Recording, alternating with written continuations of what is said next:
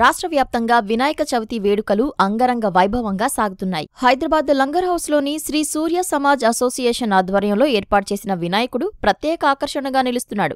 శేషనాగుపై కూర్చున్న గణనాథుడు నగరవాసుల్ని అమితంగా ఆకట్టుకుంటున్నాడు. సికింద్రాబాద్ పాత బోయిన్పల్లిలో ఏర్పాటు చేసిన కాగితపు గణనాథుడు సైతం ప్రత్యేకంగా నిలుస్తున్నాడు. వరంగల్ నగర వ్యాప్తంగా ఏర్పాటు చేసిన గణేష్ విగ్రహాలు భక్తులను అమితంగా ఆకట్టుకుంటున్నాయి. కొండూరు వీధికి చెందిన కాకతీయ గజానన మండలి సభ్యులు ఏకంగా ఊరిని నిర్మించి అందులో ఏకదంతుణ్ణి ప్రతిష్ఠించారు. డాల్ఫిన్స్ వీధిలో దారాలతో తయారు చేసిన గణపతి ఆకట్టుకుంటోంది. రామన్నపేటలో 9,000 రుద్రాక్షలతో తయారు చేసిన గణనాథుణ్ణి చూసేందుకు 2 కళ్ళు సరిపోవు. బందేలీ వీధిలో 40 కిలోల డ్రై ఫ్రూట్స్తో విఘ్నేశుణ్ణి ఏర్పాటు చేశారు.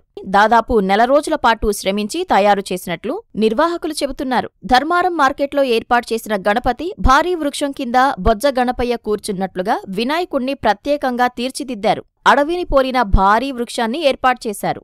కరీంనగర్ రేణుకా ఎల్లమ్మ గుడి దగ్గర ఏర్పాటు చేసిన మూషిక విమానం నగరవాసుల్ని అమితంగా ఆకట్టుకుంటోంది. కరీంనగర్ వాణినగర్లోని మహాశక్తి ఆలయ సమీపాన కైలాసంలో గణనాథుడు కొలువుతీరినట్లు వేసిన మండపం నగరవాసుల్ని మంత్రముగ్ధుల్ని చేస్తోంది.